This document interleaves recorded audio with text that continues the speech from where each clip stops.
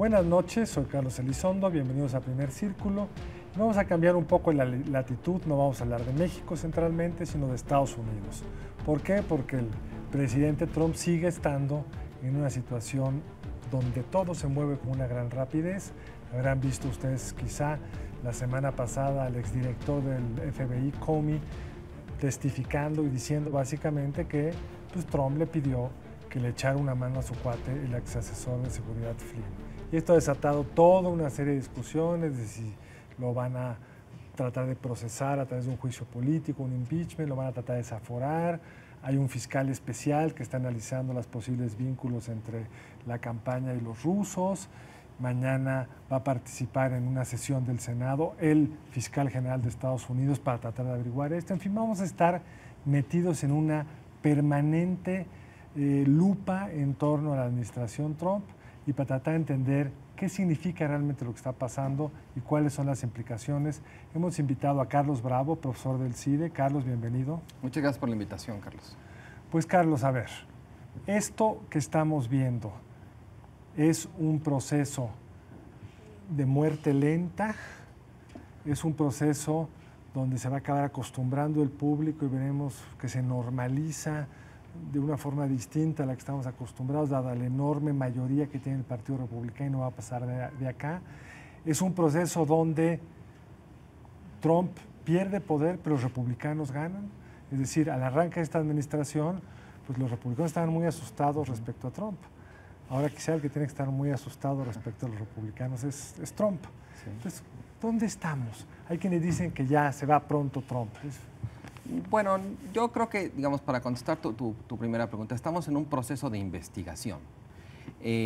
Tanto el fiscal especial como el director del FBI, como las comisiones del Senado en este caso, están tratando de averiguar en qué consiste el vínculo de la campaña de Donald Trump con los intentos por parte del gobierno de Putin, de Rusia, de intervenir en la elección. Lo que estamos viendo es contra lo que sería la voluntad del presidente de tratar ya de que no lo estén investigando, que no den lata, pues, y justo quizás por la torpeza con la que el presidente Trump ha tratado de detener la investigación, pues estamos viendo una investigación muy intensa, muy meticulosa y desde luego muy políticamente dirigida, ¿no? Cargada políticamente hablando. Ahora, es posible que esto nos conduzca a un desenlace en el que Trump sea removido del poder. No sabemos, creo que hay mucha incertidumbre todavía al respecto. Y la razón es porque, porque esta investigación no ha encontrado lo que podemos denominar como la bala de plata o la evidencia ya contundente o significativa de colusión entre la campaña de Donald Trump y los rusos. Y mientras no se encuentre esa bala de plata, pues todo se presta a especulaciones, a sospechas, a suspicacias, pero bien a bien no hay nada que pueda probar esa colusión. Ahora, eso no quiere decir que Trump no haya hecho cosas susceptibles de convertirse en una causa de un proceso. Por ejemplo, ahora después de la comparecencia de James Comey que mencionabas, bueno, hay la discusión sobre si ya hay suficiente evidencia de que Trump está tratando de obstruir la justicia, ¿no? Quizá hay que explicar esto, porque ¿tú crees que ha habido algún presidente o gobernador que no le ha pedido a su procurador, oye, échale una mano a mi cuate? Esto es como parte del negocio normal en México. Sí. Está mal, pero estamos acostumbrados a ello. Los procuradores son empleados del presidente o del gobernador y están a su servicio. Sí. Y por eso lo cuidan muchísimo quien está en esa posición, porque lo que no quieren es gente que ande pensando por sí misma y teniendo iniciativas. Pero es importante decir que en un país institucionalizado es distinto, que aunque Comey, como director del FBI, puede ser despedido por el presidente, como lo vimos, no se le puede indicar qué investigación hacer o cuál dejar de hacer. Y la pregunta que se están haciendo es si la sugerencia de me gustaría, yo desearía que fueras más leve, es en sí mismo un intento de obstruir justicia. Si se probara que lo es, sí, Trump está en problemas serios. Correcto. Digamos, hay un margen para la interpretación. Incluso durante la comparecencia se pusieron a hacer semántica sobre si constituía o no una orden, o era una recomendación, un guiño, ¿no? Lo que es cierto es que, bueno, Trump es un amateur político. No tengo duda que seguramente presidentes anteriores con mucho más colmillo pueden haber tratado de darle un empujoncito a las investigaciones, pero con mucho más cuidado, con más sensibilidad. Trump fue francamente torpe, porque además Comey no le había dado en ningún momento una señal como de lealtad para que él pudiera hacer eso. Trump se arriesgó y bueno, pues resulta que el señor Comey es particularmente meticuloso para llevar registro de sus reuniones, de las cosas que le dicen, y esos memorándums que él produjo inmediatamente después de sus encuentros con Trump tienen cierto valor probatorio. Ahora bien, ¿qué pasaría en el caso de que, digamos, los abogados o los especialistas dijeran, no, sabes que sí constituye obstrucción de la justicia? Bueno, eso no se traduce automáticamente en que van a remover a Trump. Hay fundamentalmente dos mecanismos para quitar a Trump. Uno es el del juicio político o impeachment, que es, bueno, después de que el Comité de Asuntos Judiciales decide que sí hay materia, se lleva el voto al Pleno de la Cámara de Representantes y la Cámara de Representantes vota por mayoría simple si le finca o no le finca los cargos al presidente. Después se mueve al Senado. El Senado actúa, digamos, como juez en este caso y decide si los cargos que está fincando la Cámara de Representantes o no, pues se sostienen. Para votar que se sostienen hace falta una mayoría calificada de 2/3 partes. Es decir, con que Trump tuviera 1/3 más 1, la libra. Es un umbral muy alto. Hay otro mecanismo para remover al presidente, que es el de la enmienda 25. Cuenta el de la enmienda 25. La enmienda 25 se hizo a raíz del atentado contra Kennedy, porque el mecanismo de suplencia presidencial solamente contemplaba que el vicepresidente entraba en funciones si el presidente faltaba.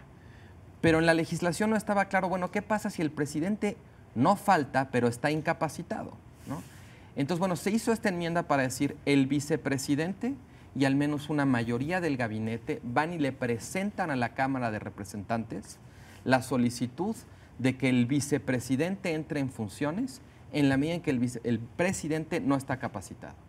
El presidente tiene 3-4 días para impugnar esa solicitud. O sea, si no está incapacitado puede dar la batalla. Bueno, pues si no la impugna, se hace el cambio. Si la impugna, entonces el Congreso completo tiene que adjudicar a quién darle la razón. ¿Por mayoría simple? No, por mayoría de 2/3 partes de ambas cámaras. Entonces, ¿de ambas cámaras o en su conjunto? No, de ambas cámaras. Cada una por separado. Cada una por separado. Entonces, como verás, pues, por mucho que se acumule evidencia de actos ilícitos de Trump, el umbral para removerlo es muy alto. Y lo que vimos en el caso de Nixon, que pasó por un proceso similar en algún sentido, con otras características muy importantes, lo que cambió fue cuando a los republicanos les empezó a costar estar con Trump. Sí, con Nixon en ese entonces. Y yo creo que esa es la clave de un proceso como este, que es cuáles son los niveles de aprobación del presidente, cómo lo ve la sociedad y en qué momento lo que parece un acto de lealtad partidista, proteger a tu presidente, se vuelve un acto de andar apoyando un pillo. Correcto. Y eso, hoy los números nos indican un presidente con bajos niveles de aprobación, pero muy altos entre los republicanos. Estamos en un mundo donde si tú sigues cómo fue leído la comparecencia de Comey en la extrema derecha y su alternative facts, se llevaron otra impresión. La conclusión es que Comey absolvía al presidente Trump de cualquier colusión, cualquier investigación respecto a una posible colusión respecto a los rusos. Sí, es correcto. Entonces, ¿qué debería de pasar para que la base abandone? Bueno, ya empieza a haber algunas señales, algunos brotes, sobre todo que la base dura, los strong supporters de Trump, están empezando a erosionarse, ¿no? Es muy lento este proceso. ¿Cuáles son esos datos? Son datos que dio Nate Silver hace cuestión como de 10 días en el sitio 538. Ah, esos, de hace 10 días. O sea, exacto. O sea, digamos, pero es muy lento, es poco a poco, todavía, ¿no? Ahí hay una parte, o sea, es la popularidad con la base electoral del partido. Digamos, en la medida en que eso se fuera erosionando, los republicanos pueden empezar a activarse y volteársele a Trump, digamos. Otra segunda que creo que es importante y no se le ha prestado mucha atención es dónde están parados los donadores del Partido Republicano. Porque en la medida en que ellos empiecen a tener sus dudas de Trump y empiecen a cerrarle la llave a los republicanos para sus campañas electorales, pues los republicanos también se van a empezar a preocupar. Ahora, nos queda poco tiempo y entonces vamos a tratar de cerrar. Esto significaría, que no vamos a poder hablar gran cosa de sus implicaciones, pero esto significaría que tendremos presidente Trump por lo menos hasta las elecciones intermedias y que en función del desempeño ahí las cosas podrían cambiar. Porque ahí podría abrirse la primera llave, que es que los republicanos perdieran la Cámara Baja, donde por mayoría simple se podría iniciar el proceso para la Cámara Alta. Claro. Entonces, Trump puede dormir con preocupaciones, con presiones, con incertidumbres, pero no dejará de dormir en la Casa Blanca por un rato. Yo creo que no, salvo que se presentara la bala de plata, la evidencia contundente e irrefutable de que hubo colusión, eso podría cambiar las cosas. Una pregunta rápida para cerrar. En términos de la agenda de Trump, ¿cuál es el impacto de esto? Yo creo que lo hace todo muy lento. Le impide sacar adelante sus cambios porque tiene que estar atendiendo el tema de Rusia, que no le representa ningún avance legislativo. Hoy Trump dijo que es el presidente que más cosas ha hecho en sus primeros meses. Bueno, en el universo alternativo en el que habita Trump, no tengo duda de que eso es cierto. No ha sacado una ley. No. La reforma de salud está atorada. Sí. Yo querría saber si compartes esta última apreciación respecto a este tema, que es, si los republicanos creen que su agenda puede salir de recorte de impuestos, de un presupuesto que le pegue a las cosas que no les guste, de la reforma del sistema de salud, le van a tener mucho más paciencia. Claro, Trump es muy útil para ellos en ese sentido. Si se ve que su agenda se atora, también se empieza a poner más complicado, porque es donde ellos empiezan a pagar un costo frente al electorado. Aunque bueno, hay que decir, Trump tiene la característica de siempre quererse colgar todas las medallas. Esa de sus hasta éxitos las que no existen. Exactamente.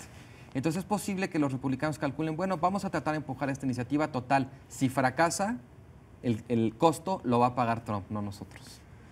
Pero va a decir que hasta que pasó. Carlos, una reflexión rápida respecto a cómo nos deja esto como país Telecán.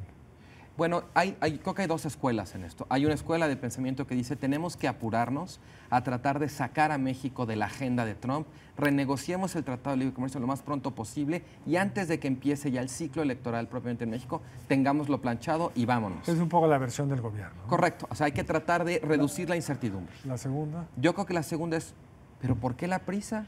Si además el ciclo electoral estadounidense va a empezar, Trump está demasiado ocupado con otras cosas, mejor ahora sí que, como se dice con el WhatsApp, dejémoslo en visto.